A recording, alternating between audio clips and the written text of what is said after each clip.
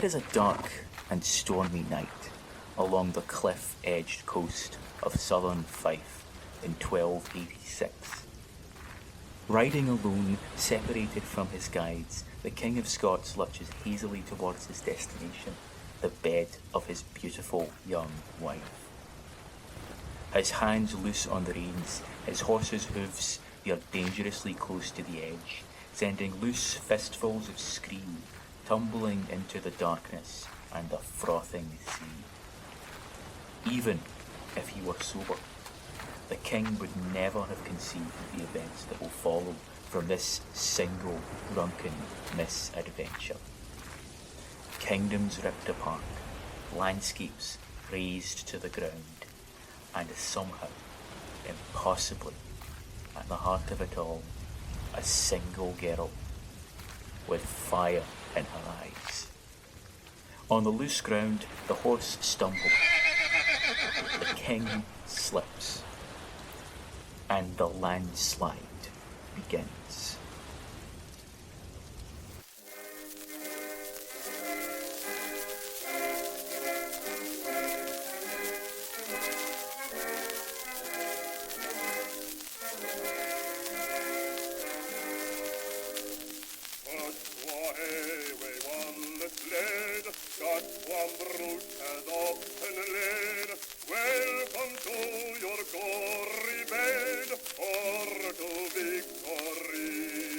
Welcome back to the Weird Medieval Guys podcast. I'm Olivia, and this is Aran, a tenant farmer on my run rig. Good evening, your liege. So, we're super excited to record this episode because we are going to pick up some loose threads that we have been trailing for quite some time now, really almost since the start of this podcast, and embark on a pretty epic journey. Yes, we're going to start in the foothills of Scotland and then go all the way to the rolling fields of France. This is the first chapter of a several-part series that we're going to be doing centered around, I would say, but not purely just about the 100 Years' War. Yes, and we're going to be telling the story of the 100 Years' War from a very different perspective than the way it usually gets told in the English-speaking world, which is very much focused on the very, I would say, Anglo-centric questions of French succession and swashbuckling adventures and black knights and things like that. We're going to be running at this from, if anything, the exact opposite direction from the way you usually hear about this. And by that I mean, first of all, we're going to start with a story that very rarely gets appended to the 100 Years' War, but is absolutely essential for understanding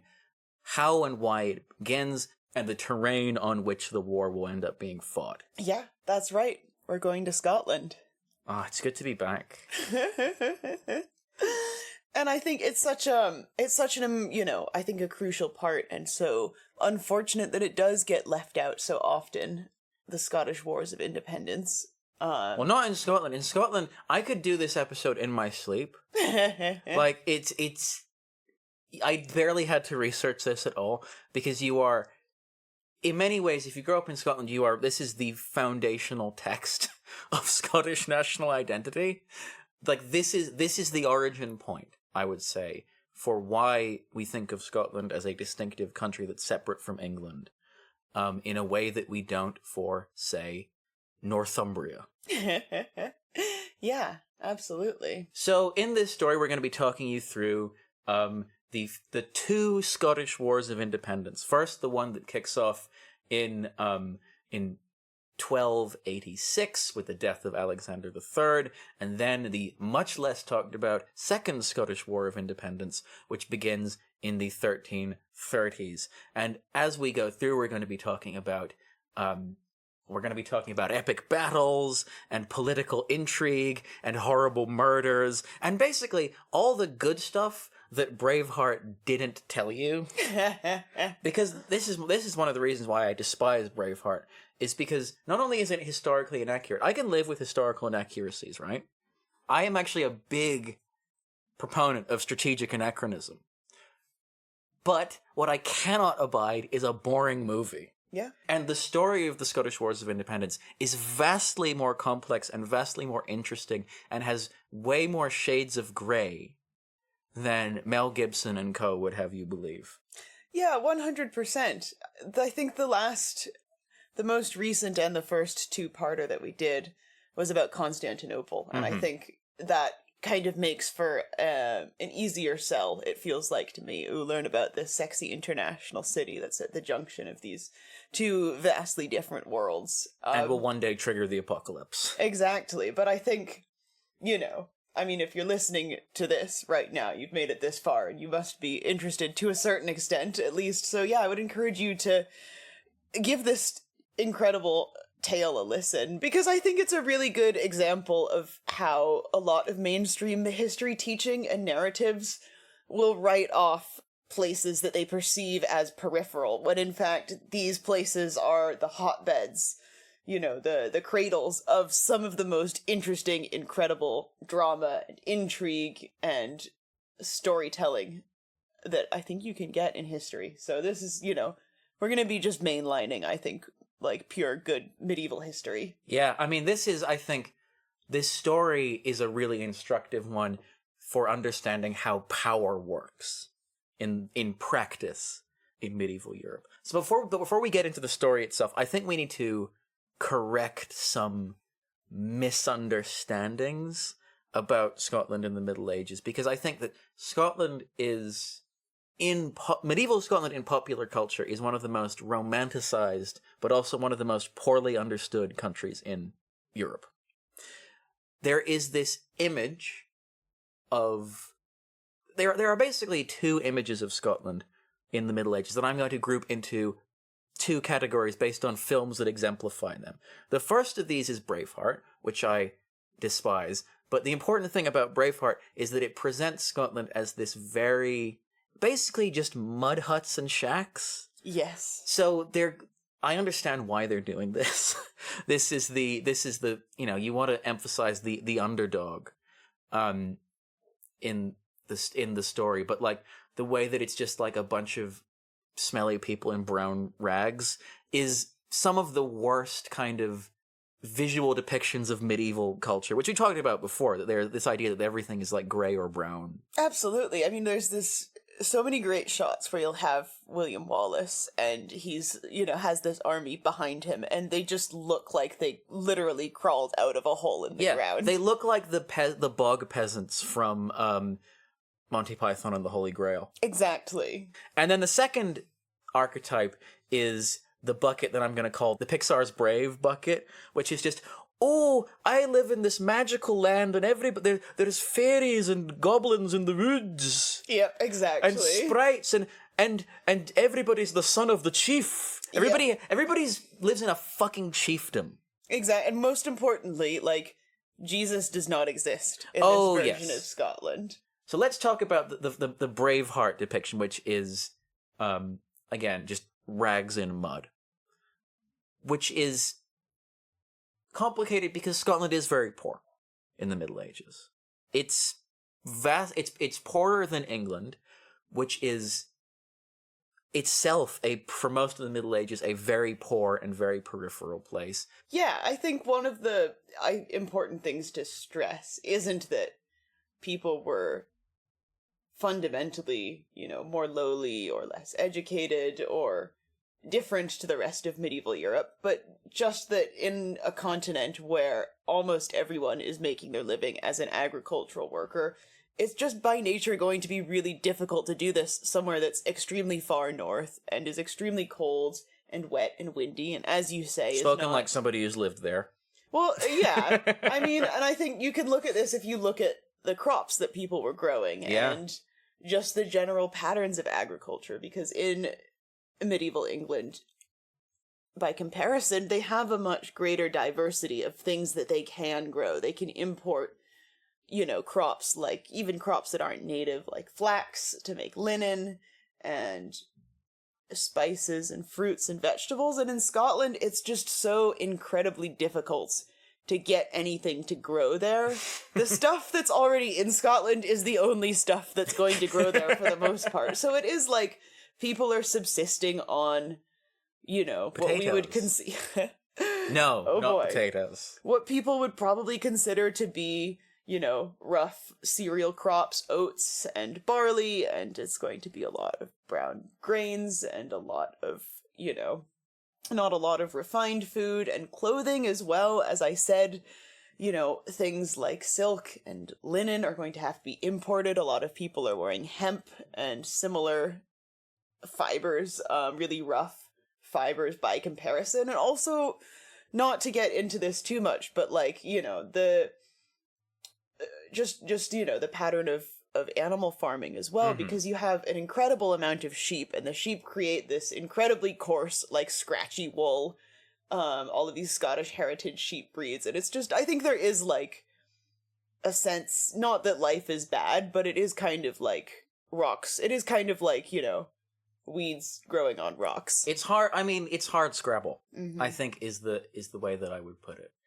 And you mentioned trade. I mean, there is long distance trade with there's long distance trade in the Baltic, especially with like the Hansa League, and there's trade with the Flemish, who obviously import a decent amount of Scottish wool, and then sort of which connects Scotland to this vast Europe-wide network of wool production and refining. The main trading partner for Scotland in the Middle Ages, before the 14th century, is England. One of the largest towns in Scotland is Berwick-upon-Tweed, which is a perennial border town between England and Scotland, and it's one of the largest cities in the entire country because that's the main trading point. Yes. And Scotland, by the way, is not a place that has very many cities. Like, it's even by the standards of medieval Europe, it's a very, very, very rural society. Yeah, and prior to the Highland clearances, which we won't get into if you don't know what those are. They're not medieval. Just pretend I didn't say that. But even prior to the Highland clearances, you do have a pretty heavy concentration of people near the border with England in the southern bits, because the further north you go, the more difficult it gets to survive. And so you have people, all the way throughout the country. It's very much an inhabited country, but... Well, you have a much more even population distribution than you have in modern-day Scotland, where there are a couple of big cities in the middle of the country, and then about half of the country is enormously depopulated, again, because of events that happen after the Middle Ages. But I think that the important thing to stress in this is that, yes, Scotland is a poor country, but like any poor country, people who live there still like nice things. There are still fine arts that are both, produced within the country and imported. There is literature and poetry and very, very beautiful metalwork.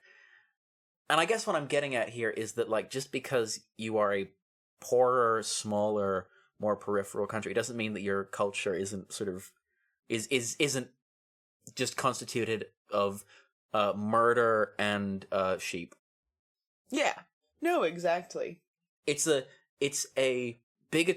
anything, it's a sort of bigotry of inequality that we are very uncomfortable applying to, other societies in the modern day, but are very, very, very comfortable doing when we picture societies in the past. Yeah. That, like, oh, these people had it rough, so they must have had a shit life and wanted to die the whole time. Yeah, exactly. And I think, if that's most of what we have to say about Scotland being poor. Yeah. And I think the other kind of stereotype about medieval Scotland is maybe less, derogatory, but I think it's equally reductive, and it's kind of patronizing, because it's this image of these people that are actually free from what we perceive to be the shackles of, medieval Christendom, because they have this incredible culture that's actually steeped in, like, paganism, and they have these quirky customs that don't really make sense, but they do it because they're just a quirky people.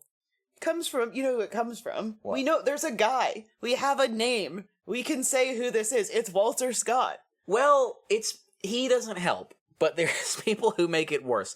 So in the sort of 18th and 19th centuries in Europe, there was a romantic movement that sort of in a literal sense romanticized the sort of the national pasts of countries across Europe, and by romanticized I mean basically invented them.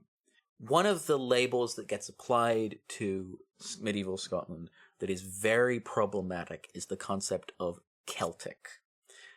Now, obviously, Celtic comes from, it's on one level it's a linguistic and cultural term referring to the people who speak the Celtic languages, which, once were all over Europe from Spain all the way to Anatolia, but now are basically Britain, Ireland, and a little tiny bit of France.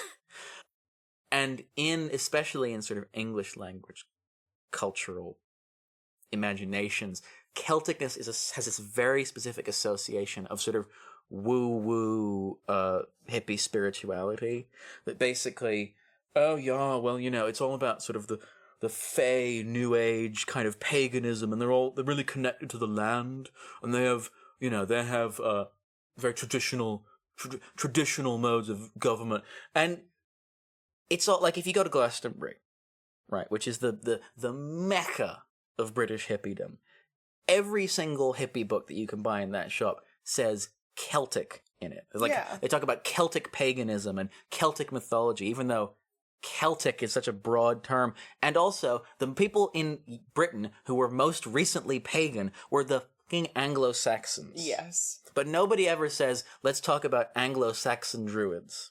Yeah, absolutely. I think it's a shame. And I do think that you can't trace, of course, the whole thing, but you can trace a lot of this modern conception of medieval Scotland and of Scottish heritage in general to Walter Scott. Yes. And to the visit of King George IV to Scotland in 1822, because this was, I think, really a big part of what kicked off this massive movement of Scottish romanticism, because you had an English king who was now also King of Scotland, and he was wildly unpopular, not just in Scotland, to be fair, and kind of, went on this tour around the UK and tour to Scotland to try to, drum up more support amongst his people. And so Walter Scott, who is the chairman of the Celtic Society of Edinburgh, wanted to put on an amazing show for this king and try to bring the two halves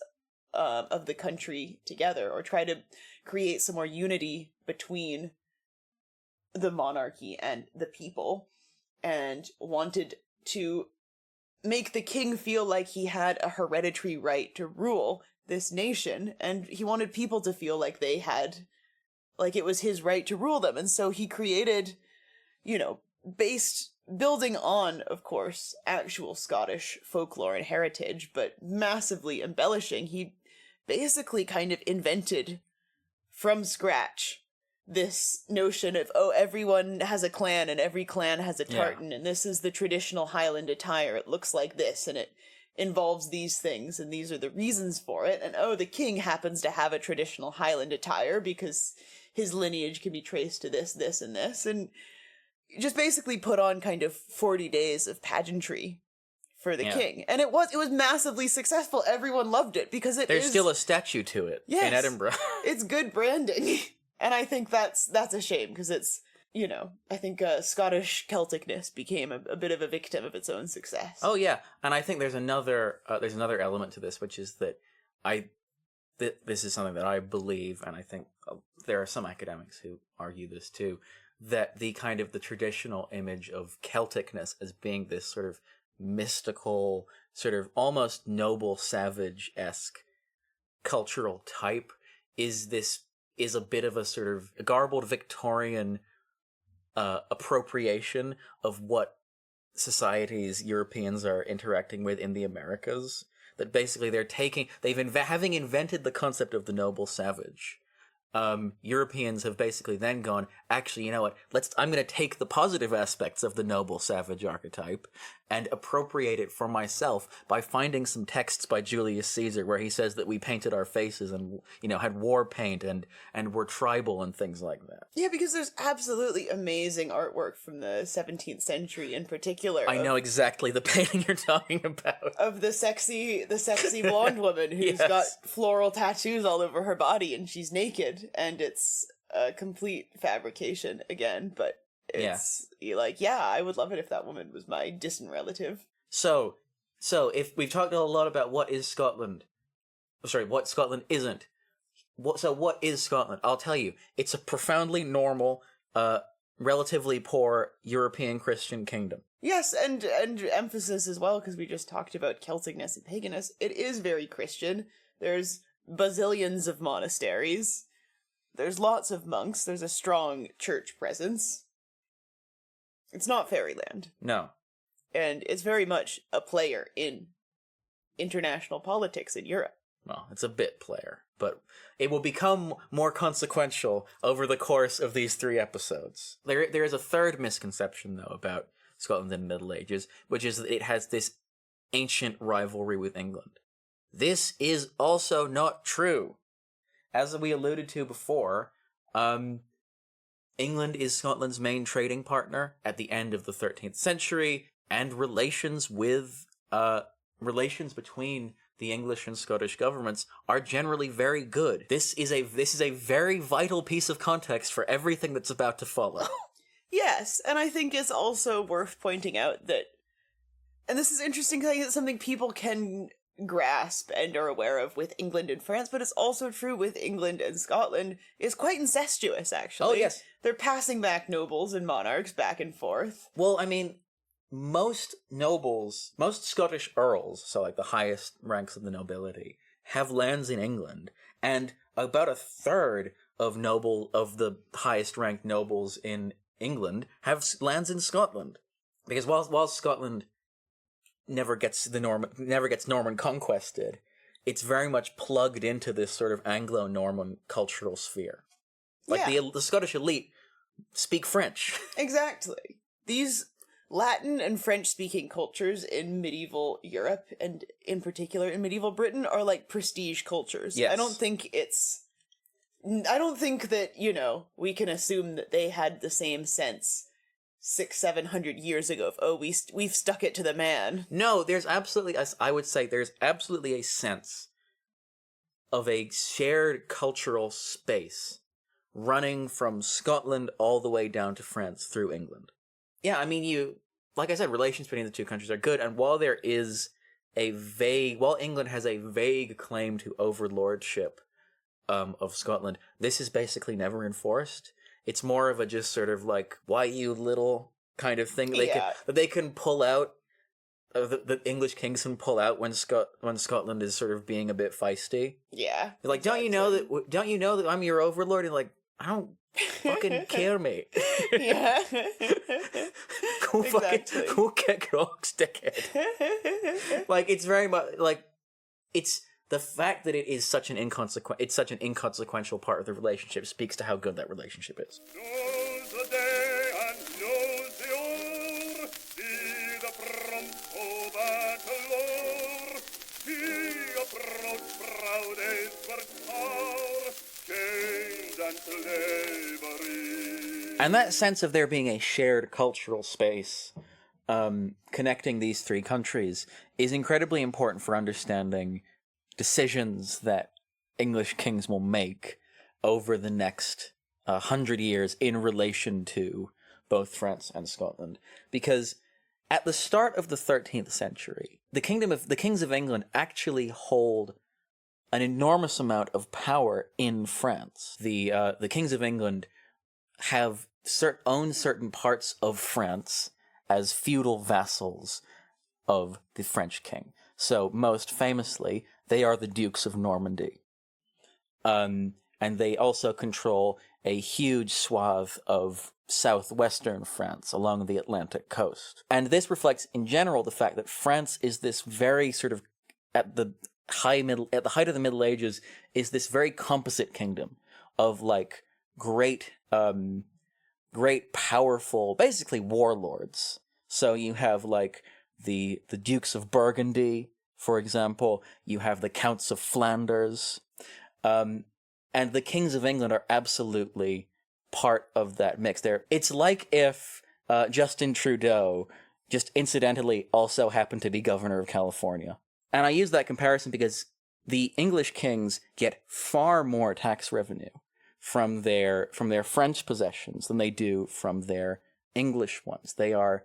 France is just larger and more populous and wealthier than England. But over the course of the 13th century, the French kings start flexing their muscles, basically, and cracking down on these regional power brokers and regional warlords. And that includes stripping the English kings of their possessions. So by the 1270s, most of the formerly English possessions in Normandy and in the southwest of France have been absorbed into what's called the royal domain, so the parts of France that are administered directly by the King of France. And that means that not only do the kings of France get all the prestige of controlling that territory, but they also get all the money. And this leaves the English kings in a bit of a bind. I should say it's no surprise that around this time, Julius Caesar narratives became really popular in France. Yes, well, exactly. It's an increasingly, the idea of an assertive, powerful kingship becomes increasingly popular in France. Basically, the French kings are knocking, as medieval European kings do from time to time, are knocking the nobles about a bit. Yeah, exactly. But this has huge knock-on effects, unintended knock-on effects, in the nations of the British Isles. So in the 1270s, by the time that again the English kings have lost most of their continental possession, the English king is a guy called Edward I. Now, Edward I, as he's known in Scotland, Edward Longshanks, because he was this sort of very imposing, tall guy, is this very... I mean, how would you describe his sort of vibe? Scary. He's a scary guy. He's a very ambitious guy, but he also has a chip on his shoulder pretty clearly from getting all his cool French stuff taken away. I mean, he's pure, I would say, distilled anti-hero. Yes. I wouldn't, well, maybe not hero. You know what? Yeah. He's bad to the bone in every sense of the word, I would say. Yeah, maybe not anti-hero, but I don't know. I mean, he's kind of like a Disney villain, almost. In that, like, he's a guy that is, like, naughty, but in a fun way, so you kind of want to root for him. He is somewhat super villainous in his kind of vibe. He's the guy you love to hate. So one of his first reaction to this, to losing all of his to losing most of his possessions in France, is to take it out on the Welsh. So, for those of you who didn't listen to our episode about medieval Wales, the Welsh have been very happily chilling in their little Welsh kingdoms for under their princes for the last 900 years. Edward basically sweeps into Wales, defeats the Welsh prince Llewellyn, and essentially, over the course of the 1270s and 1280s, extinguishes the independence of Wales, and he builds this great network of castles across North Wales called the Ring of Steel that was designed to ensure that they would be staffed and defended by English soldiers to ensure that Wales could never again rise for independence. But what he doesn't do, though, in that period is pick a fight with Scotland, because Scotland at the time is ruled by Alexander III. Now, Alexander III is a quite successful king. He had a very successful war with Norway in the 1260s, after which Scotland managed to expand its territory to cover like a big bunch of islands in the North Sea. But in 1286, as longtime listeners will remember, a drunken, horny misadventure on his wedding night results in him plunging off of his horse to his death and kicking the entire country into a political crisis. Because he's got no legitimate heir. Well, he has one legitimate heir. Oh, right, but she's not here. She goes to a different school. Yes, exactly. And also dies.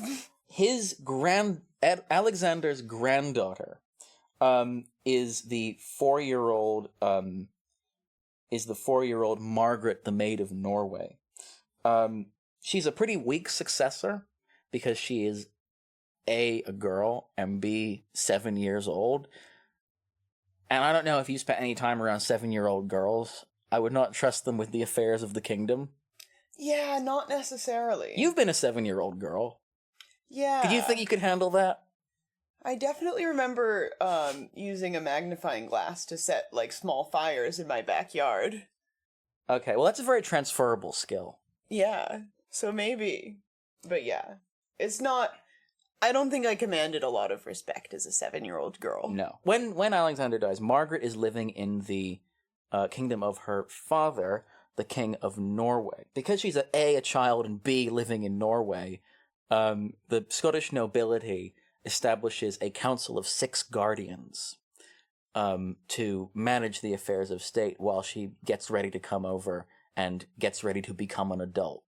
Now, this is probably a good point at which to stress something very important about medieval Scotland, which is that it is a small country and power is concentrated in very, very few hands. So the politically active community in the kingdom is probably around 50 people.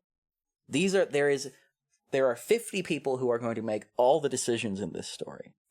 And they will all know each other, and they will all be married to each other. Yep. And they all hate one another. Yeah, it's not like in England where, you know, if a guy stabs a guy who's trying to stab you, you can be like, oh, we've probably got an earldom for you somewhere. No, there's only so much land that's any good. Yep. And so the Scottish nobles are a small, quarrelsome bunch of haters, essentially. But they do manage to sort of elect these 6 guardians who are a mix of nobility and clergy to manage the affairs of state. Now, there are 2 that we should probably introduce at this point, but we don't have time to go into all 6. One of these is Robert Wishart, the Bishop of Glasgow, who is, as is incredibly appropriate for a Bishop of Glasgow, is this very fearsome war-fighting bishop, which is a type of guy you could be in the Middle Ages, which I think is cool. He's a paladin. He is a paladin.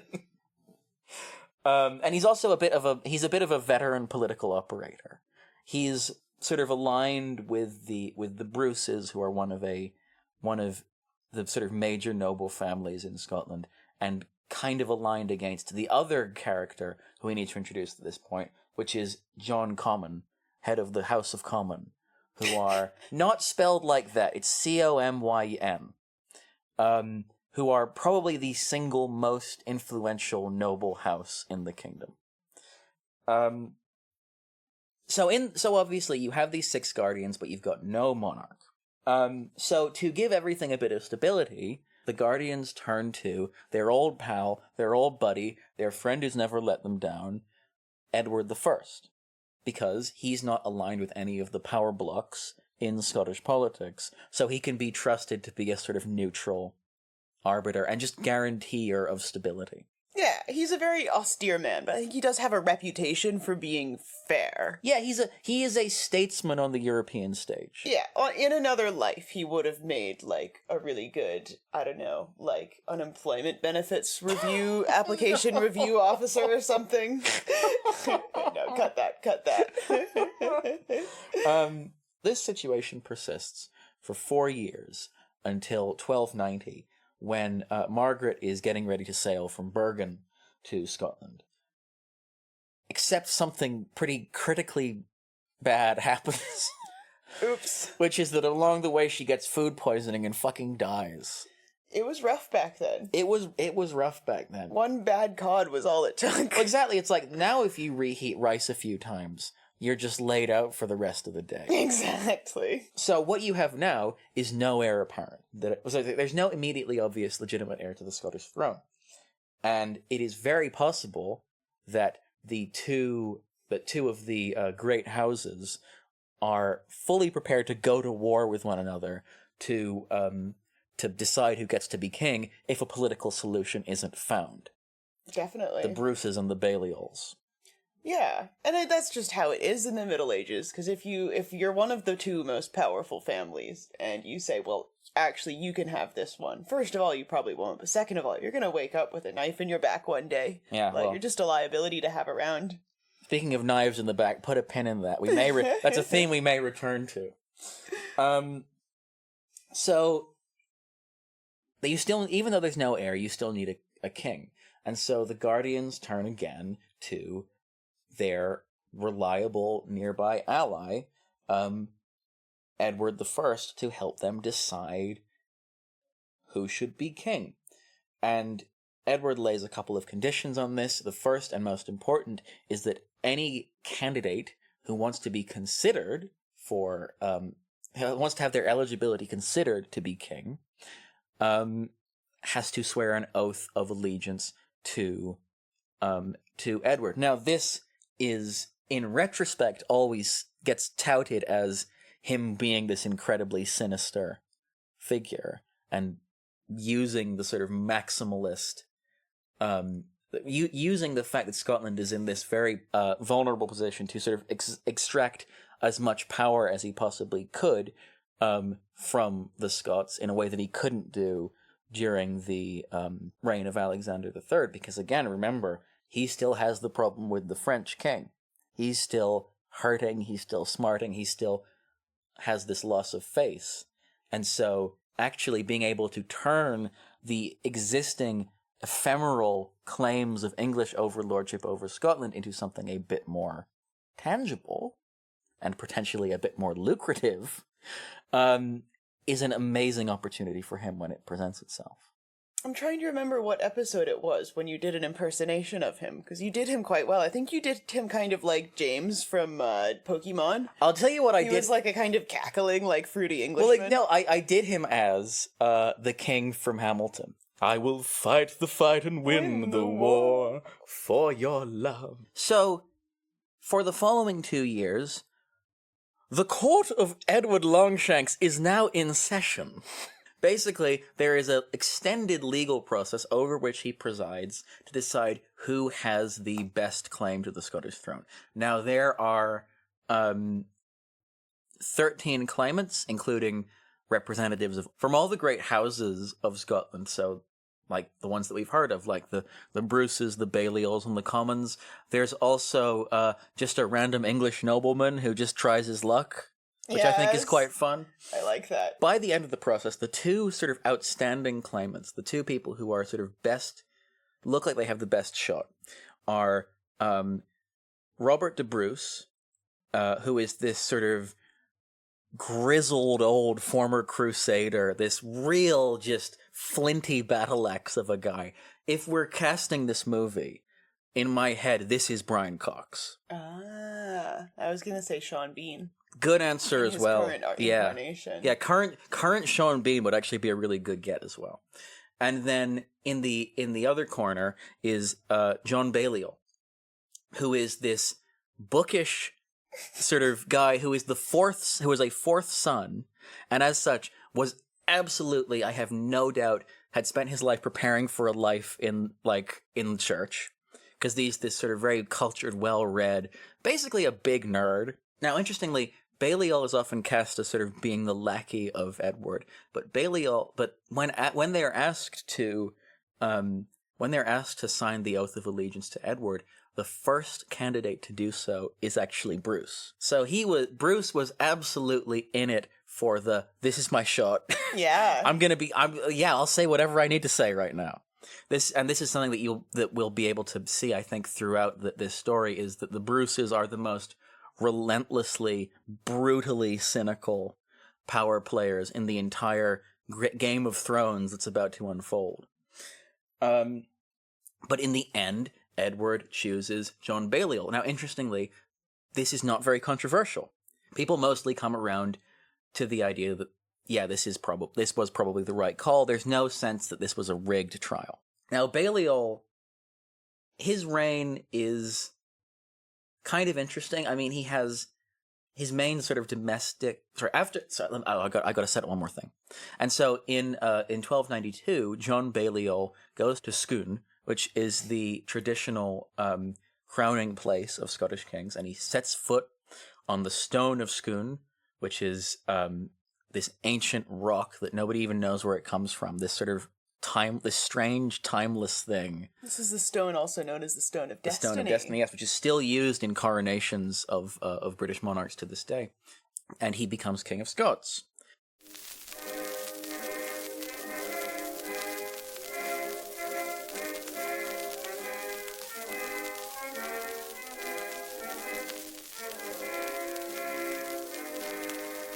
Baliol's reign is, for the most part, relatively uneventful. His main sort of domestic political priority is like integrating the territories that Alexander III had won from the Norwegians.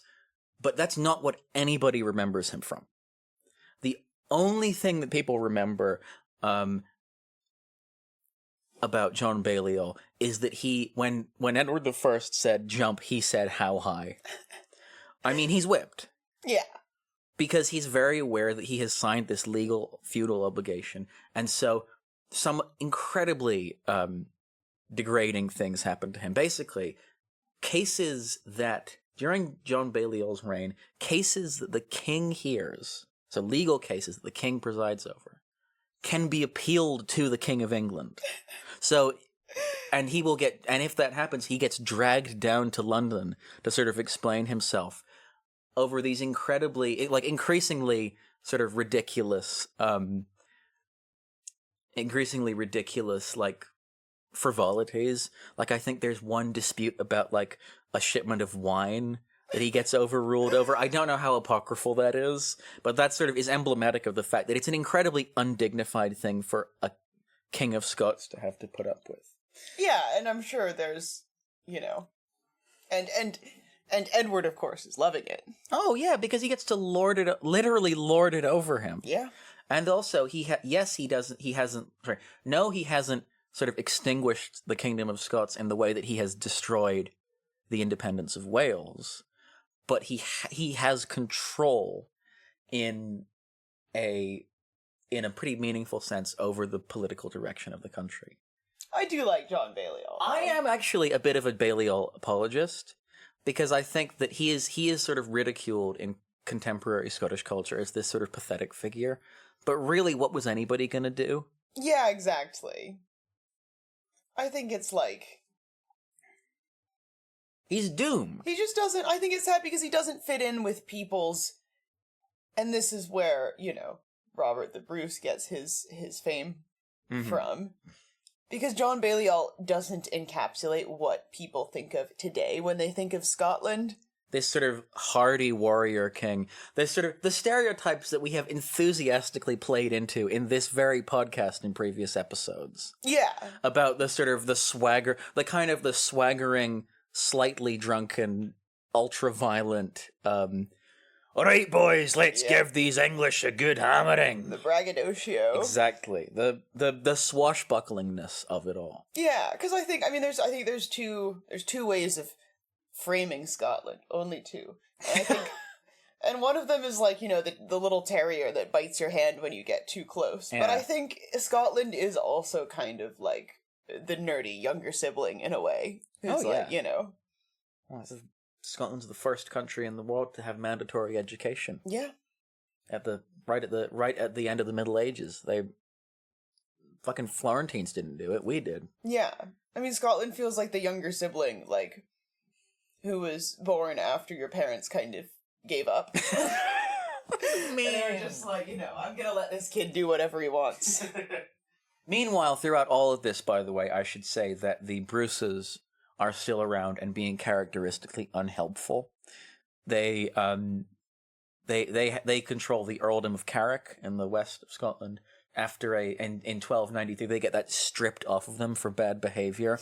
Basically, they start passing around the earldom amongst themselves without consulting John, which is mortifying and hugely irritating. So he's just like, "You're not earls anymore. Fuck off." Anyway, that's just a quick Bruce update. Yep. I think it adds a different character to the Bruces, who are usually sort of seen as the sort of mighty warrior kings. Yeah. They're actually just sort of slightly mischievous. They're just being unhelpful in the background. It is like a sibling rivalry, because it is kind of like a, Mom, he's hitting me. Exactly. So John, like I said, John is in an impossible position, because if he does, reject Edward's overlordship, then the English could interpret that as a breach of a treaty and declare war. And so John Balliol is very, very careful not to do that until 1295, when there is a line crossed. Now, this whole time, the conflict between the English kings and the kings of France has been increasingly hostile.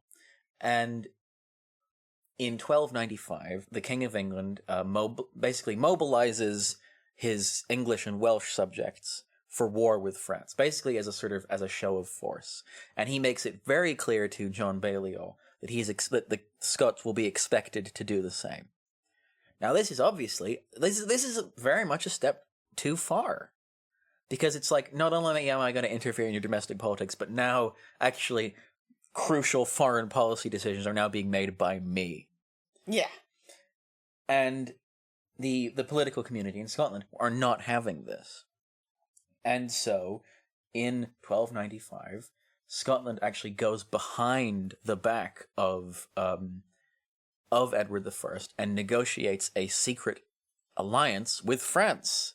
Basically, a guarantee of mutual defense. So if England attacks Scotland, France will provide military aid, and if England attacks France, Scotland will invade England. Now, this is a slightly lopsided treaty. Yes. Because it doesn't actually require the French to do all that much, but it is still a measure of security in theory. Yeah, I think so. And I think it's still pretty big for Scotland, because, they're not necessarily biting the hand that feeds them, but, it's, I think it's a sign. It's a sure sign that things have deteriorated, and this is significant, because Scotland is separated from the rest of Europe, including France, by a bunch of water and England. And so... it's a very isolating position to be in. Yeah. And so, in 1296, Edward hears about this, and his reaction is essentially, if I may recreate the scene. Go on. You say, the price of my love's not a price that you're willing to pay. Insane. And so on. You've actually got a good pair of pipes. Thank you. Bagpipes. Yeah. Woo. Edward's actual reaction to the Scottish-French alliance is to muster an absolutely overwhelming English force and march north to Scotland. Yeah, he's like, let's put it to the test. Yeah, it's like, let's see if your new friends are really all that, basically. And so first they reach Berwick, which they decimate. They kill up to 10,000 people. 10,000 citizens in the town. And then they head north to Dunbar, where they meet the Scottish army. Now, Dunbar, which you've been to, Sunny Dunny, these days is a lovely coastal town. Great to visit on a day out from Edinburgh. Great beaches. Yes, absolutely. Fantastic beaches, actually, in that part of the world. The thing about John Balliol is that while it is possible to be very sympathetic to him, it is just undeniable that he is not a natural-born commander.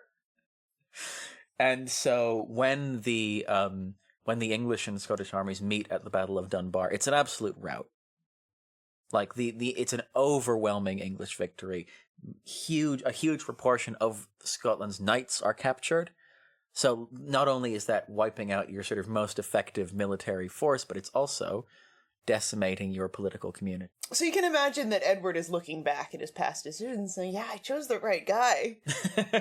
Chose the huge guy loser who I can stuff in a locker. In the wake of that battle, Scottish resistance essentially crumbles.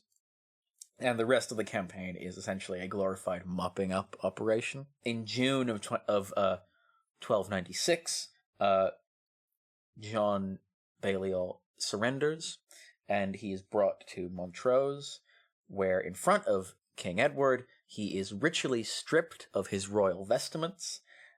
His royal seal gets snapped in half, and the stone of Scone is taken south to England, where it will remain for the next few hundred years, actually. And what was the point of that? Well, it was a symbolic act to say that the Kingdom of Scotland is extinguished. It's over. Because, you no longer have the main ritual item for crowning Scottish kings. You no longer have the royal seal, which is the thing that you put on all the royal declarations, and your robes have been torn off of you, basically. And as a result of this, John Balliol gets the title of Tún Tabard, which means empty cloak. And this speaks to, by the way, if we could freeze frame here, I think speaks to the very ritualistic nature of power in the Middle Ages, and the way in which visual signs like seals and royal paraphernalia are really central to your political legitimacy in a way. Any final thoughts about John Balliol? I don't know. If he was an animal, what animal do you think he would be? Shrew. I mean, he was a loser. Like, there's no. I feel bad for the guy, but he had a really bad job that he had to do, but he did it poorly. I was gonna say tortoise. Oh, I'm sure he would have been very successful in his intended career as abbot. Yeah, definitely. In a different timeline where Alexander III's mates didn't get him to have that third shot of Sambuca. Abbot Balliol was quite happily sort of, I don't know, in like hanging out in Jedburgh Abbey. Yes, 100%. War will be a traitor knave. War will fill a coward's grave. What a base as a big slave. Let him turn and flee.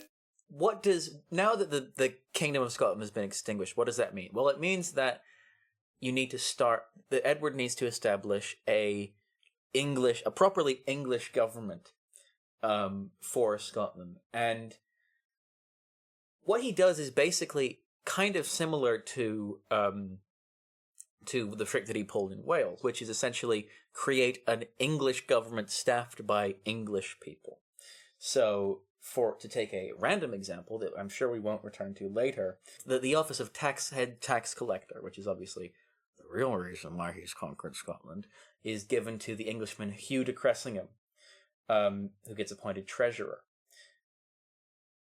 But because Englishmen are appointed to all the key governmental offices, what that means is that the slightly shell-shocked Scottish elite have nothing to do and no stake in the new regime, which means that you have a bunch of quite ambitious, very proud, quarrelsome people who are underoccupied and don't have anything to lose.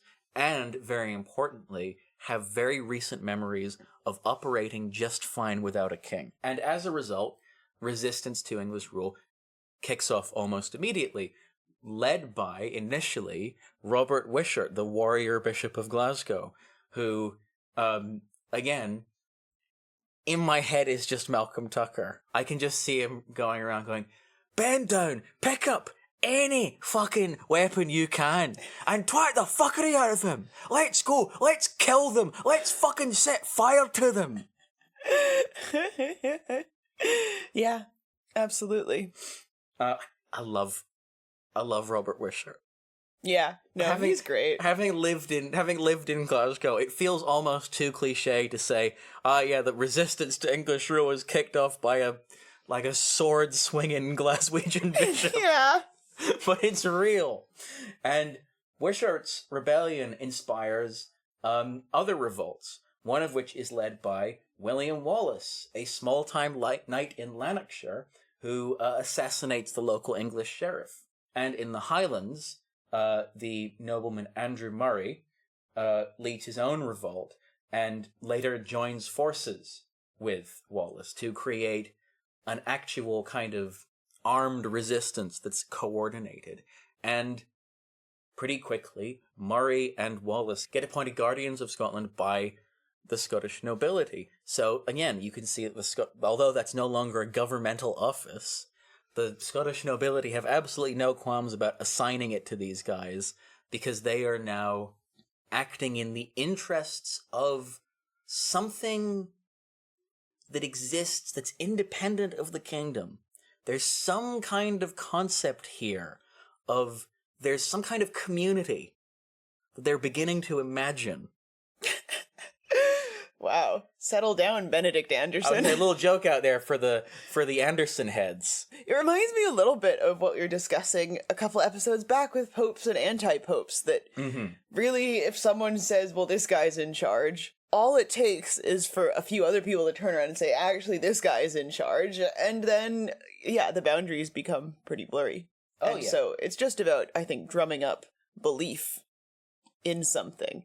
Political legitimacy is real if you believe it is. Exactly. And what I think you see here is a very, very, very powerful idea that even though, like, by the letter of the law, the Kingdom of Scotland has been destroyed, the idea that Scotland is not constitutive of a kingdom and of, like, legal, a collection of legal documents, but is an idea that people can still have loyalty to, is an incredibly important one. Especially, I think, I mean, this is partially conjecture, but I think especially if you set it up against what the English people are believing in, which is hard to imagine, I think, them having a lot of conviction about what they're doing. I think there's obviously an existential threat to England that warrants a certain degree of discipline and Which control. is France. Yeah, exactly. Yeah, that's what I mean. There's obviously still the threat from France, which warrants a certain, degree of control over the entire island in their eyes. But all of these English nobles that have been put up in Scotland, in the Highlands, and all over the place, I feel like I can just imagine them being like, man, it's cold up here. It sucks. English people... I was going to say English people hate living in Scotland, but no, they don't. I mean, there have been many English people throughout history who have thrived in Scotland, but I think if you're just sitting in a castle outside of Thurso, Yeah. or like Ullapool, And, everyone hates you. yeah, the local people despise you very openly. They're hiding behind the Tyne Castle waiting for you to walk by so they can throw chicken nuggets at your dome. Good job, well done. Good callback. So Wallace and Murray's forces congeal and march towards possibly the most important castle in Scotland, which is Stirling. Now, Stirling, for context, is a city sort of bang splat in the middle of Scotland that controls the passage from the Highlands to the Lowlands, because Scotland, if you look at a map, is basically bisected by these two enormous sort of firths, the Firth of Clyde and the Firth of Forth, which mean that functionally, until we have the technology to build really, really big bridges, which won't be for hundreds and hundreds of years, the only way to get between the Highlands and Lowlands of Scotland either take a boat, which is incredibly inefficient for an army, or march through Stirling. It's hard to imagine now, because Stirling is such a place of, completely devoid of cultural or moral value. I've been, you know what, Stirling's all right. No, I've been Stirling. to Stirling. No, it's like a small Edinburgh. Except for whatever they did with the train station. I don't care for the train station. I spent People of Stirling, write in. probably close to an hour trying to find how to get into the train station in Stirling. Which I don't know if that's a me problem. I mean, it is a bit of a skill issue. It didn't take me that long. It felt like Battle of Stirling Bridge Part 2, because I kept going back and forth over the goddamn bridge over the train tracks. Spoilers! Anyway, so Stirling sits next to the River Forth. And over the River Forth, there is a bridge. Stirling Bridge. This is a big wooden bridge. It's at Stirling that the English army that is assembled to crush the Wallace-Murray rebellion meets the rebels themselves. Now, the English army is vastly outnumbers the rebel forces. I mean, they have about 2,000 knights, and about 9,000 soldiers in total, whereas the entire Scottish force is at most about 6,000. So they're heavily outnumbered, and they have much more heavy cavalry. What the Scottish forces have is a better understanding of the geography. So what they do, which is pretty ingenious, is they face each other across the bridge, basically, and the Scots are on the north side, the English are on the south side. And Wallace and Murray allow the English forces to start to cross the bridge. And then, once about a third of the English forces are across, they make their attack. So they charge in, and they cut off the English forces who have crossed the bridge from the English forces that are trying to cross the bridge or are on the other side. So this causes two things. First of all, there's a traffic jam on the bridge because the English forces who are on the bridge can't retreat, and they're also stopped from joining with their compatriots because the Scots employ a formation that's very devastatingly effective called a schiltron. Now, a schiltron is essentially a sort of medieval version of a phalanx, where you have a bunch of guys with really, really long pikes. And I've handled one of these pikes. They are much longer than the human body, they're incredibly heavy, and if a horse comes at it, they will get gored. It's horrific. And so the English forces on the bridge are pinned in place by these pikes, and the smaller part of the English army who have made it across are completely isolated, and the Scots are able to sweep around and push them back into the river, basically.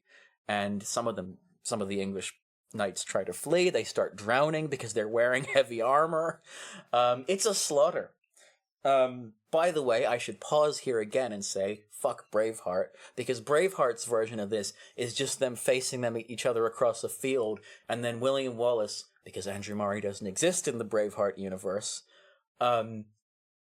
uses a devastating tactic that nobody's thought of before called flanking. It's like, do you get what I mean when I say that it makes the story more boring than it actually was? Yes. Yeah, no, 100%. It's a brilliant tactical maneuver, and it goes down in history as just this incredibly crushing victory. Oh yeah, it's a brilliant underdog story. So there are losses to both sides to both sides though. Andrew Murray gets gets a fatal injury and dies after the battle, making Wallace the sole guardian of Scotland. And Hugh de Cressingham, the treasurer, who had been in command of the English forces, not only dies, but according to all the English sources that we have, William Wallace skins him and turns his skin into a scabbard. Which is pretty badass. Now, given that those are partisan English sources, your mileage may vary on how much you believe that, but personally, I absolutely do, because it's cool. As the kids say, it goes hard. So, Stirling Bridge is this unqualified, brilliant success for Scotland, and everything's going incredible. Until a few months later, when Edward basically realizes, okay, these guys are for real. But he can't let this stand. No, because his Lord High Treasurer has just been scabbardified, and his knights have been massacred. So Edward personally leads another army up to Scotland to wipe out the remnants of Wallace's resistance, and they meet in Falkirk, which is not too far from Stirling. This time, the Scots are outnumbered 3-1, and the English use a new and terrifying technology. Do you know what it is? It's the longbow. It's the Welsh longbow, thank you very much. So Welsh longbows are, I mean, they're these enormous bows, and the important thing about them is that they can be fired much further and with much more force than a conventional longbow. You have to be an absolute beast of a man, and in order to handle one of these things, they're massive. They're taller than you are. Yes. Most often, but when they're the used, upper body strength you need to even just like pull one. Well, is it's insane. a whole body maneuver, really, like wielding one of these things. And they take a long time to become good at, but when you're good at using one, they are absolutely devastating, because this is something that can punch through plate armor. Yeah. No problem.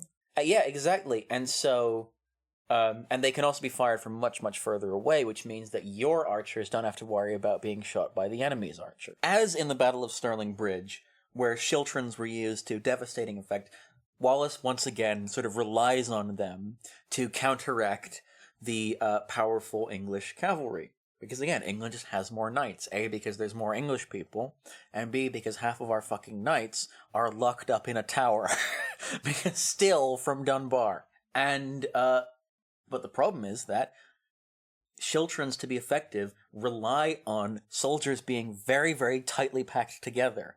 So essentially what you've done is create a bunch of people who are sitting ducks for the Welsh longbowmen. Meanwhile, the Scottish bowmen can't reach the Welsh longbowmen because they're not close enough to shoot, and they can't get close enough to shoot because if they do, either the cavalry will cut them down, or the archers will shoot them. So the schiltrons just get perforated, basically, and it's an immediate rout. And Wallace gets captured, and he gets taken to London, and he gets hanged, drawn, and quartered, which is not a nice way to go.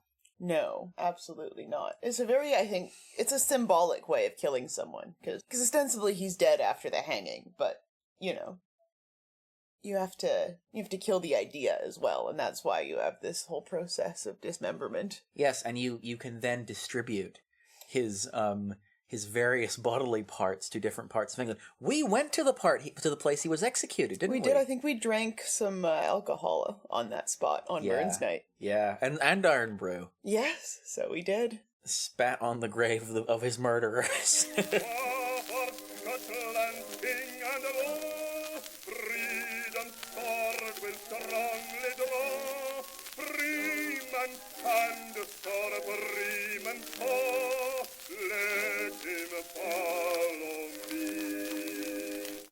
So Wallace is dead. The Scottish army has disintegrated. It seems like by 1298, it's all over. Except a new generation is ready to step into the mantle and carry on the role of resistance leaders. And so 2 new guardians get appointed, and these are are the son of Robert Bruce, who is, confusingly, also named Robert Bruce, and the son of John Comyn, who is, confusingly, also named John Comyn. Are we sure that these aren't just like Robert Bruce and John Comyn wearing mustaches that they, pulled off some kind of fabulous switcheroo?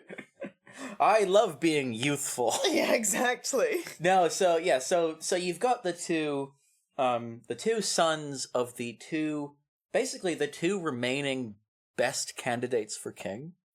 And the problem with this is that it's inherently unstable because, of course, remember, when Edward I chose John Balliol as king, he didn't specify, and if John Balliol is incapacitated, you should pick this other guy.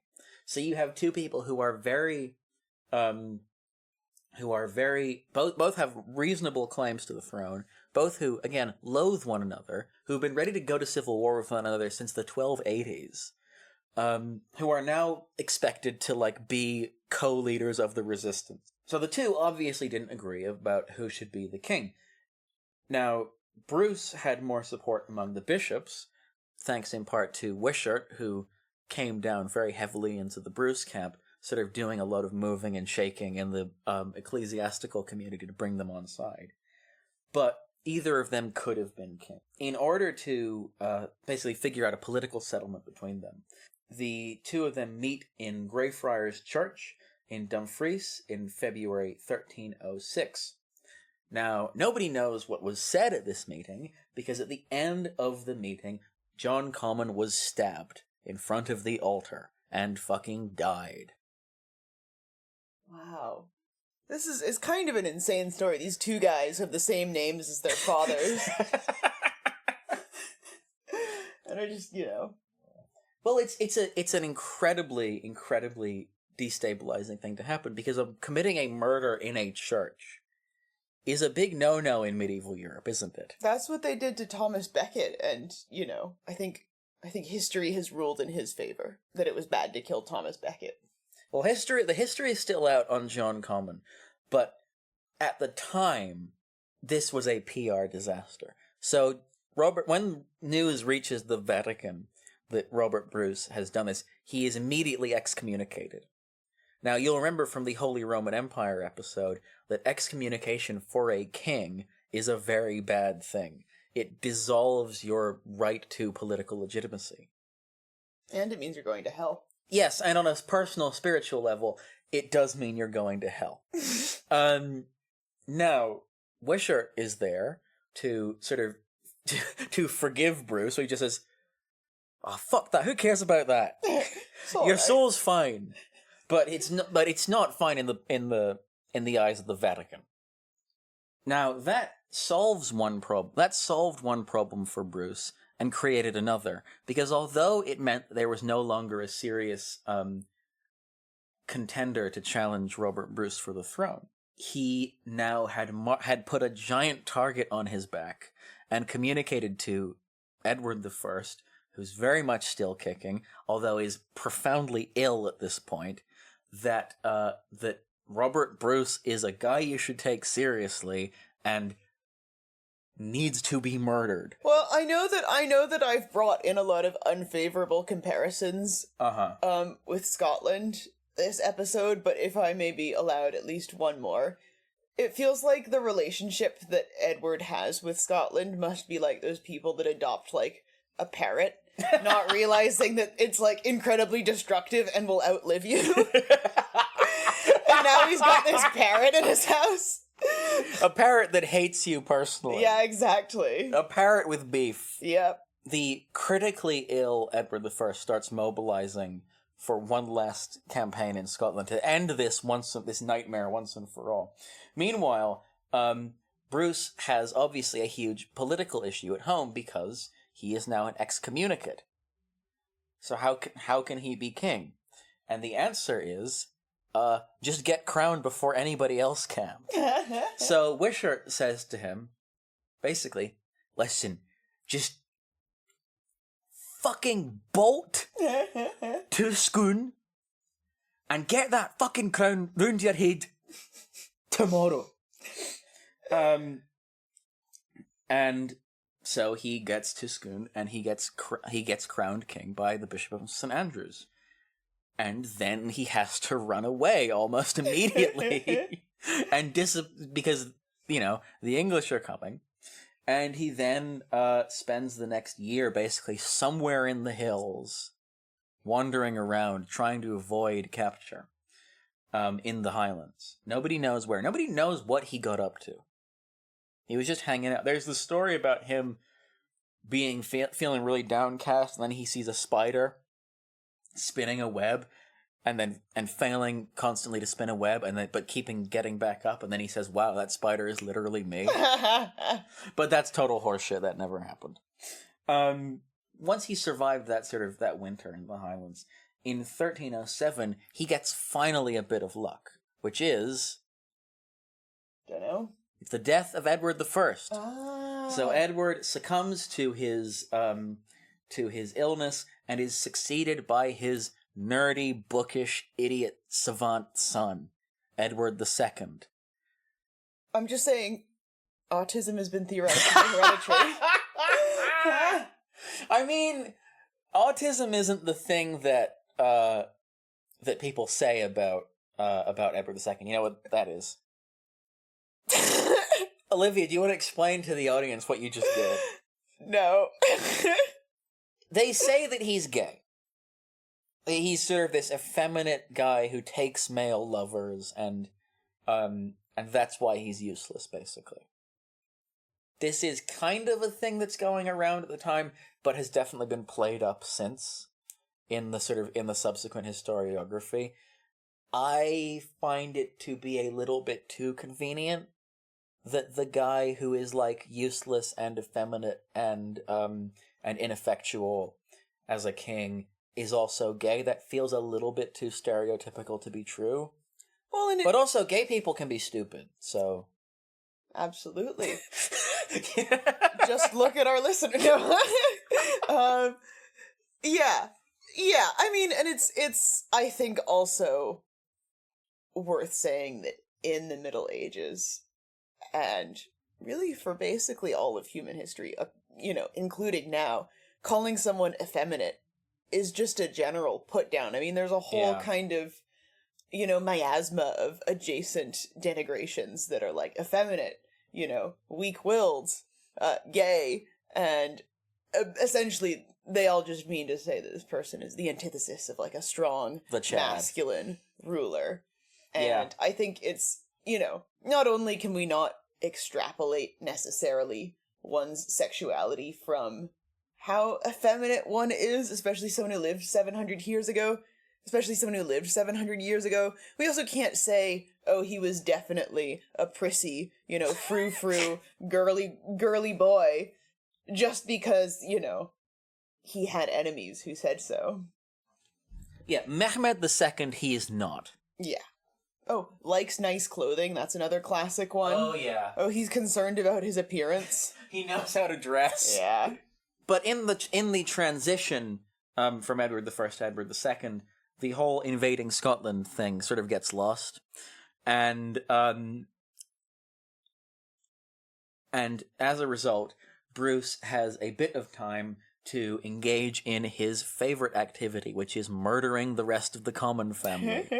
So basically, he embarks on this, like, seek and destroy campaign throughout the lands of the commons and their allies, where he, again, just, like, finds and executes them. Kill Bill style? Yes, very Kill Bill style. Instead of sirens, he just, bagpipes start playing when he sees one of the commons. Yeah, absolutely. And, with once the commons are out of the picture, he can start picking off the English-controlled castles. And as a result, over the next, 7 years, Bruce is able to control most of Scotland. And there's not much Edward II can do about that. Because he's sort of dealing with political issues back home. Until 1314, when Edward II finally musters an army to go north and deal with the Scottish men. Edward brings a force of about 20,000 men north of the border, and Bruce, by contrast, has potentially as few as 5,000 troops that he can sort of call on who are under his immediate control. Anyway, so they meet one another in an area called Bannockburn, which is once again near Stirling, because Stirling's very important. And the battle starts out in the most incredible cinematic way, because actually it's an English scouting party that discovers Bruce is mustering his troops, and the leader of the scouting party, Henry de Bohun, basically realizes this is the best chance I'll ever get to murder this guy. So, because Bruce is out on his horse, he's in front of his troops, he's isolated, he can just ride out there and kill him, and then ride back. And I do feel like from what I've read of the narrative, this is the point where, it goes from a good historical narrative to, a movie. Yes. So, De Bohun, he rides out, and it's everything seems to go into, if you imagine the scene, it's very easy to imagine this in, a sort of Ennio Morricone Western kind of moment. Like, everything goes into slow motion, and De Bowen brings down his sword, but Bruce basically just sidesteps him and brings his axe down into De Bowen's skull and practically splits it in half. And that is an omen of what's about to happen. The subsequent battle lasts 2 entire days, which is an incredibly long time for a medieval battle. They usually take a few hours, because, like, it's hard. It's really tiring to swing the swords and fire arrows and stuff. Yes. 100%. Basically, the Scots have the better ground, and as a result, they are able to, on the second day, they are able to use their schiltrons again to push the English knights into the swampy ground, so that's sort of lower down, closer to in the south of the battlefield, which bogs down their cavalry. And, like you said, this is the point at which the story becomes like a movie, because the English soldiers are bogged down, things are not looking up for them, and then Bruce plays a blinder. So every medieval army has a group of people who are called camp followers. These are literally the people who follow the camp, the people who make the machine of medieval warfare work. These are the cooks, the squires, the servants, and yes, the prostitutes. So what Bruce does is he has his camp followers basically pick up a bunch of sticks and sheets and go around the battlefield, and then on the second day march up to the top of the hill overlooking the battle and just basically wave their sticks and sheets and yell and make it seem like there's a second enormous Scottish army on the horizon. And the English soldiers freak out. And they're like, shit. And I think it's amazing tactics, because he's worn them down, and this is like, oh, they're exhausted. It's been 2 days. this is the hammer blow. Yeah. Like, maybe at the start of the battle you'd stop to look closer. Yeah. After 2 days, you are like, oh god. And to be honest, after 2 days of this, I'm just gonna say it. You know what? Fuck this. Even a prostitute with a stick would probably be enough to send me packing. Oh, it's brilliant, isn't it? Anyway, so there's again an English rout, and less than a third of the English army that was sent north makes it south of the border, makes it back to England. Edward II barely makes it out. He has to be saved by his personal bodyguard, and it's an utter humiliation for him. And his leadership will never recover from that. And this is essentially the final Scottish victory, because, like, the English force has now been driven out of Scotland. Bruce controls pretty much the entirety of Scotland. He's the unquestioned leader. Militarily, the conflict's done. But politically, there is no such thing. So there is no treaty signed after Bannockburn. There is, later on, Edward will eventually sign a deeply unpopular treaty that recognizes Scottish independence.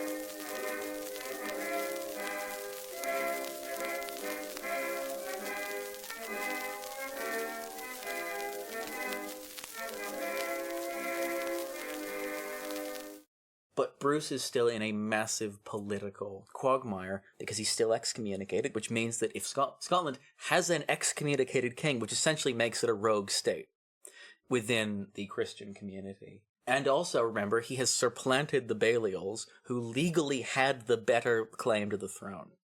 And John Balliol had kids, which I'm sure won't be important later. But Bruce, to his credit, does set out with a lot of vigor to sort of resolve all these issues. So firstly, to strengthen his rule, he disinherits a whole bunch of the nobility who have not been loyal to him, and redistributes their land to his supporters.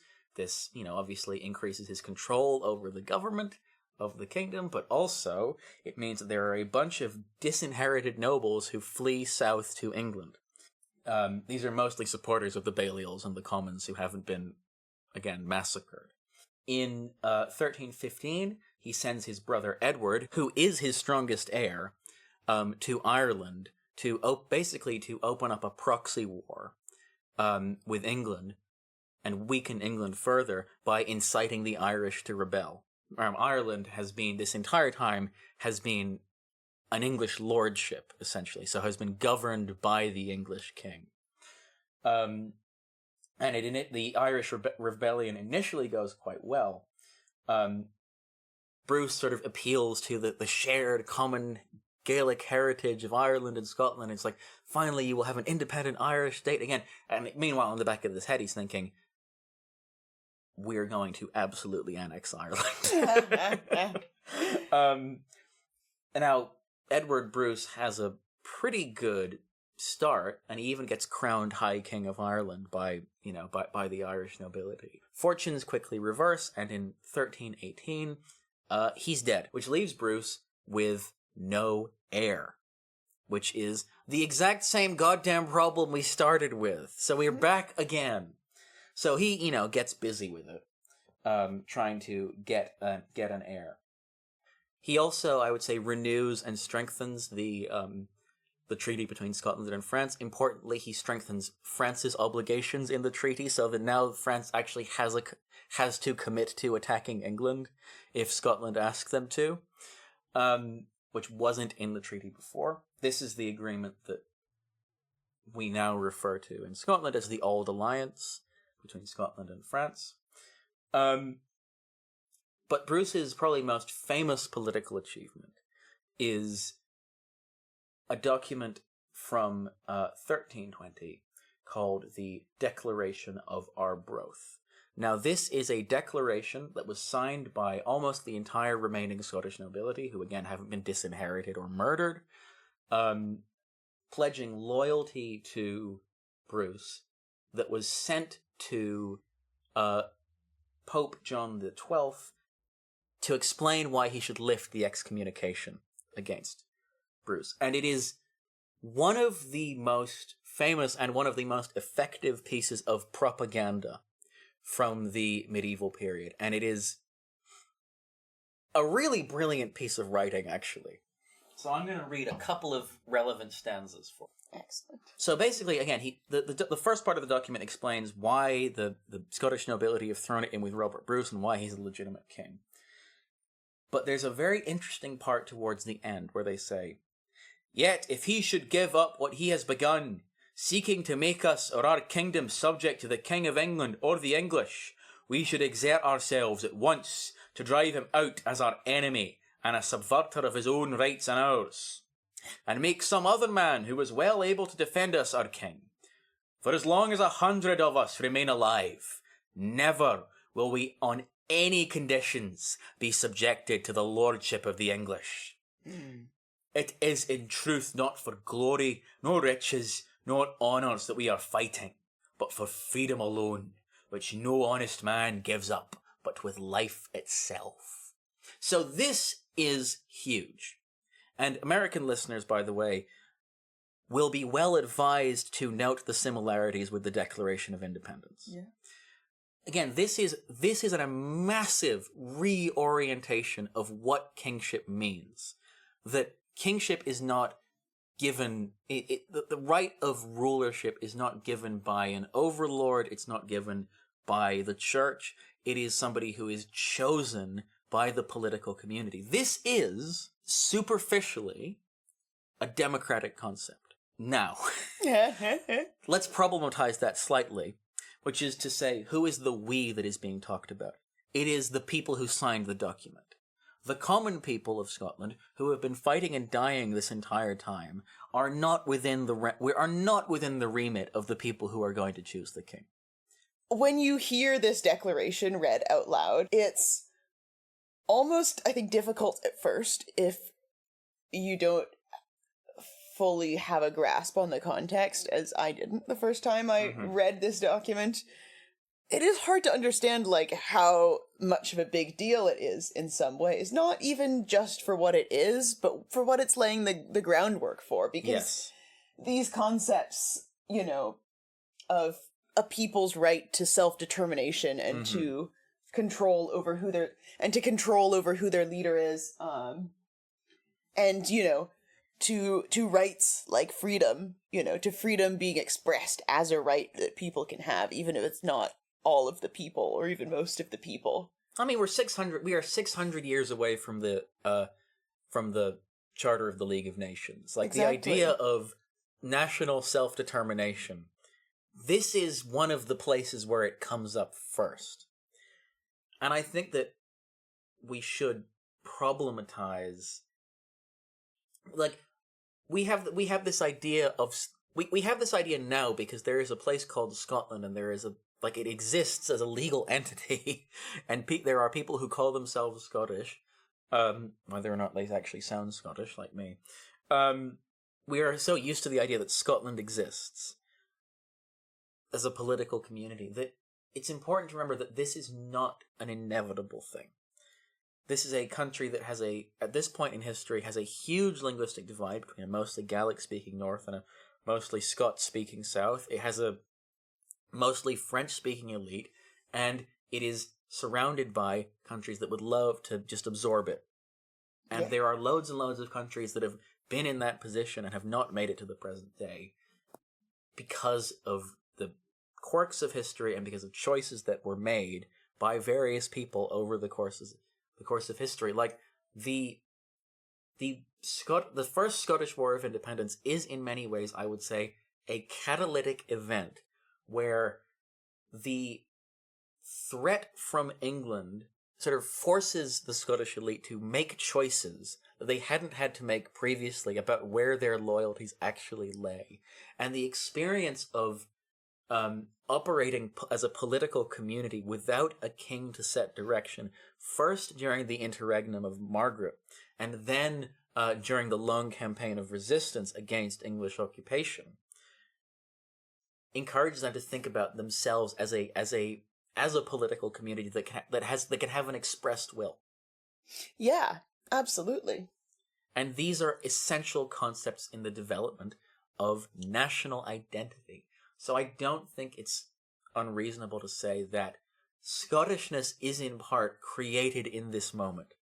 No, 100%, because, I think we think of Robert the Bruce in popular culture often as just being this kind of weapon-swinging, beast of a warrior, and he's definitely a skilled warrior and a skilled military. Oh yeah, Google the reconstructions of what he may have looked like. Yeah. He looks like a guy that you cross the street to avoid at 1 a.m. on Sauchiehall Street. Exactly. But he's a smart guy. He's educated. His family is from all over the place. Some of them are Norman, some of them are English, some of them are Scottish. He probably speaks 4 languages. Yeah. He probably speaks Anglo-Norman, Scots, Gaelic, and Latin, at least to an extent. And so I think it is, he is seizing upon Scottishness as something that isn't tied to one specific people or language, but it's an emergent property that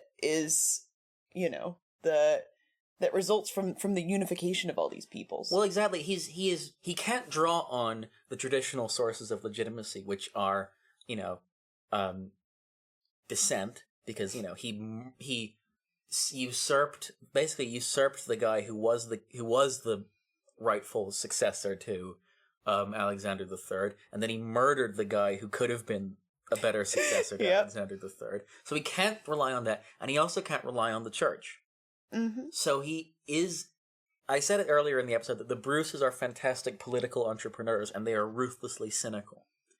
And this, I think, is an example of them being devastatingly cynical. And seeing that there is this miasma, there's this thing that you can't quite grasp yet, because it hasn't fully come into being yet. There's this idea, this sense of something just beyond your perception. There's something coming. Yes. And I think that Robert I, King of Scots, is one of the first people who is able to really grab it. And I will end this section by reading the rest of the Declaration, some of the conclusion of the Declaration of Arbroath, because it's also really cool. Because everybody knows the bit about freedom. Mm-hmm. Nobody talks about this part. And this is directly addressing the Pope. But if your holiness puts too much faith in the tales the English tell, and will not give sincere belief to all this, nor refrain from favouring them to our undoing, then the slaughter of bodies, the perdition of souls, and all the other misfortunes that will follow, inflicted by them on us and by us on them will, we believe, be surely laid by the Most High on your charge. Wow. He's basically issuing the Pope an ultimatum, saying that if you don't accept us as king, we will continue to fight, and every single soul that dies will be blamed on you by God. It goes really hard. It's insane. I mean, it's so gutsy. And I think it's a shame that people don't draw out the thread more, that this is also like a dynastic conflict. It's Game of Thrones. Yes, in the same way that the War of the Roses is, except I would argue that this is like much, much cooler, because you have these two guys, Edward the First and, I mean, both Robert the Bruces, to be honest, who are just, these absolutely cutthroat, yes, brilliant, educated, ambitious men, and both have something to prove to the world, and it's just this, I think it's an amazing, amazing struggle. Mm-hmm. Yeah, I mean, so the declaration works because the excommunication eventually gets lifted, and it seems like everything's looking up, because in 1324, Robert Bruce has a son, David, and it seems like the Bruce line is secure on the throne. England is pacified at this point, and all is right with God and the universe. Except, in 1327, Robert the Bruce contracts leprosy, and 3 years later he dies. Absolutely anticlimactic ending for a guy like that. Well, again, this is a true Game of Thrones thing, because in Game of Thrones, some just random, profoundly unfair thing will just happen. Yes. Because that's how politics works. And so he dies abruptly in 1329, and Scotland is left with a 5-year-old for king. Fuck. Oops. Yeah, so we hear a few years before Robert the Bruce's death that he's ill, and that his condition is slowly deteriorating. And he's not a young man at this point, but he's not old either. He's in his 50s. He's firmly middle-aged, I would say. Yeah, and I think it's a sad end to a life that probably could have gone on a lot longer, because he's been king for some time now. He's beloved. I mean, he's restored Scotland to independence as a kingdom. He's, I would say, he's achieved almost everything he set out to achieve. He is the greatest he is to this day the single greatest hero in Scottish national imagination. William Wallace gets a huge stat buff because he's a martyr. It's cheating as far as I'm concerned. Yeah, and I think the end of Robert the Bruce's life is, it's not quite as, I would say, he doesn't go out with a bang, but I would say he still goes out in dramatic fashion. So it's hard to know the exact details, but as his condition deteriorates, we know that there's one last thing that he's wanted to do his whole life, that he knows now he'll never be able to do. So his unfulfilled heart's desire is to go on a crusade. And now he's in his 50s, he's dying. We hear that he's probably losing his mobility. He's probably slowly losing his ability to speak. It's not a very dignified ending. And so he goes, after the Pope finally lifts his excommunication, he goes on one last pilgrimage to the shrine of St. Ninian. And some say this was in search of a cure. Other people say this was just to make his peace with God and to repent for this last unfulfilled desire. And after that, he's taken back home. He's being carried around at this point on a litter. He can't even ride his horse anymore.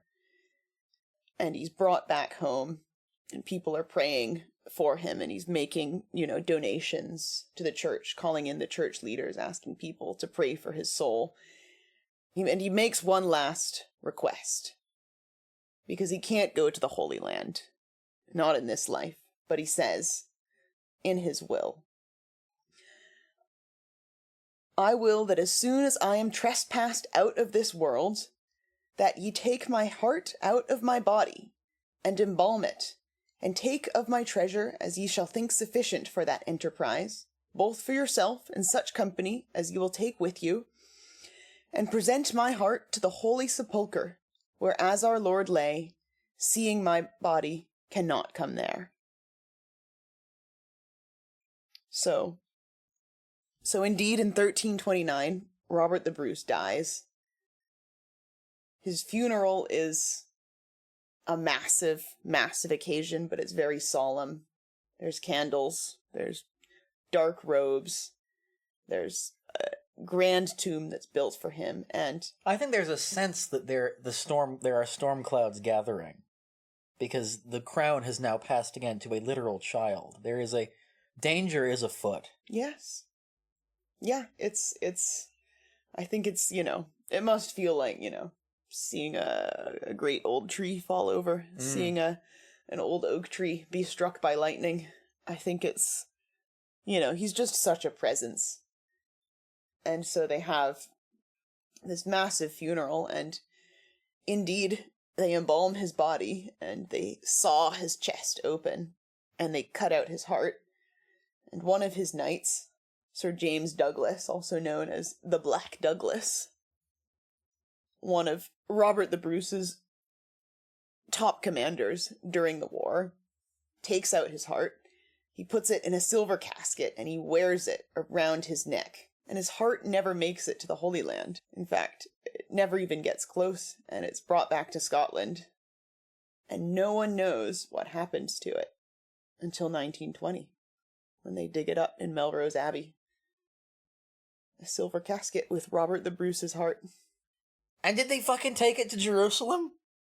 Nope. My God! You had one job! One jawed. By oppression's woes and pains, by your sons in servile chains, we will drain our dearest veins, but they shall be free.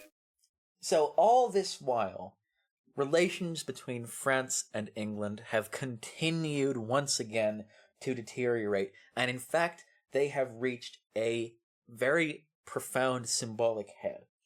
Now, King Charles IV of France has died with no successor, which has forced the French nobility, in much the same way as in Scotland, to choose an heir. Now, the strongest candidate for that title is then the King of England, who is at that point Edward III. That's right, the Commons and the Baliol's weren't the only people who just named their sons whatever they were called.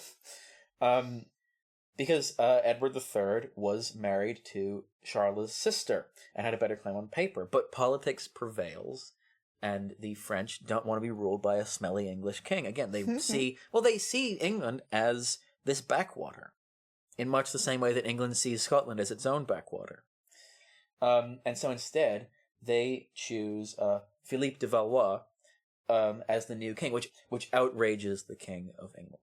Ooh. Now, these rumbling across the channel have a knock-on effect in Scotland, because while all this is happening, the all those disinherited Scottish nobles are still milling around England, and with the death of Robert Bruce, they sense probably their last best chance to get back control. And so they essentially rally around the son of John Balliol, who has been living in England this entire time, just more or less oblivious to everything that's been happening. And they sort of recruit him to lead a campaign north of the border to install him as king and restore the sort of the Balliol regime, as it were. And meanwhile, Edward III, who never cared for the treaty that Edward II signed with Scotland, basically lets them do it. He's like, he turns a blind eye to the whole thing. And you might say, okay, a bunch of noblemen and this Balliol loser who's been hanging around the English court for a decade. Surely they're going to be no match for the full might of the Scottish army. Wrong. They, completely outmatch them somehow. They have a series of battles with the armies of Scotland that are still that are loyal to the new King David I, and Balliol actually makes it all the way to Scone, where he gets crowned as, well, the Bruce chroniclers would say a pretender king. The Balliol supporters would say the king.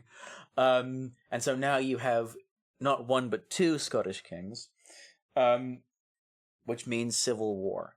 Now, the Bruces, after the coronation, basically regroup and drive Balliol back down south, but he comes back with, say it with me, an English army. Woohoo. And fucking another one. Oh, boy. I've actually lost count of how many we're on now. And this triggers a brutal civil war in Scotland that will rage for a decade.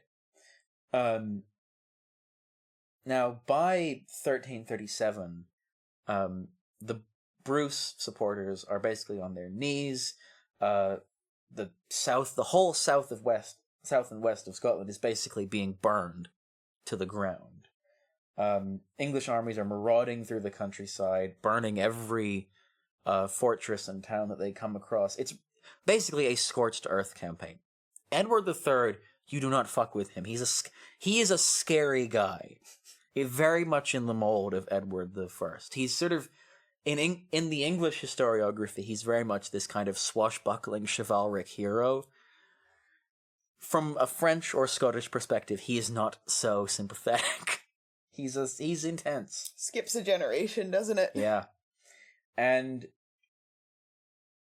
the Bruce supporters, basically, they send out the distress signal to France and say, okay, we signed this mutual defense treaty with you. We are about to be exterminated. Please come and help us. And the French, in response, the French king passes a decree which confiscates Edward III of all of his holdings that were left in France. And in response, England declares war on France. And thus, the 100 Years' War has begun. And what started as this very arcane political question about succession practices and this incredibly incestuous world of French and English and Scottish nobility feuding with each other and trying to outmaneuver and stab each other in the back, figuratively and literally, will ripple out, and it will this whirlpool of violence is going to get bigger and bigger and bigger and bigger and bigger. These ripples are going to spread, and they are going to consume Scotland and England and France and Wales and the Low Countries and Spain, and everybody will be inexorably drawn into this chaotic miasma of bloodshed that will last for over 100 years. With, I should say, apocalyptic consequences for the ordinary people of every single one of those countries. But that is a story for another day. Tune in next time. The proud usurpers low, tyrants fall in every foe, liberties in every blow, let us do our deed. Yeah, I mean, it's just, again, it's so full of archetypes. Yeah, I mean, this, like I said at the start, it's a much more interesting story than Goodies v. Baddies. Yeah. And it has so much, so yeah, we will return in a few weeks with part 2 of this series, where we are going to talk about the course and then start to chart the beginning of the crescendo of this conflict and the entry into the story of one of the most singular characters in all of medieval history, one of the most charismatic, unique, exceptional people who has ever lived. But to find out who that is, if you haven't already guessed, you're going to have to wait. Until then, you can find me at Aaron P. Tappers on Twitter and at Aaron on Blue Sky. And you can find me on Twitter at Weird Medieval, where my personal is at Olivia__MS. And by the way, if you enjoy our podcast and you feel like it's worthy of a positive review, then we would be absolutely filled with beans if you would give us a 5-star review on Spotify or Apple or whatever. Wherever you get your podcast. Your podcast broadcast platform of your choice. podcatcher of choice. Yeah. I didn't make that up, don't worry. No. It's just a thing that people who have podcasts say. Oh boy. And you can even leave us a little comment on Spotify in the what did you think about this episode box. And we might even read that comment out loud on the next episode. Like Ignamiri, who says, "Y'all out here doing God's work so I can pass my exams on Europe through the 5th and 10th centuries." Thanks to Nate Cindergaard, who says, "Was about to commit seppuku, but realized I loved this episode, so honor is out the window." That was on our episode about Japan. So, yeah, until then, we will see you guys next time. Toodaloo. See you later, pal.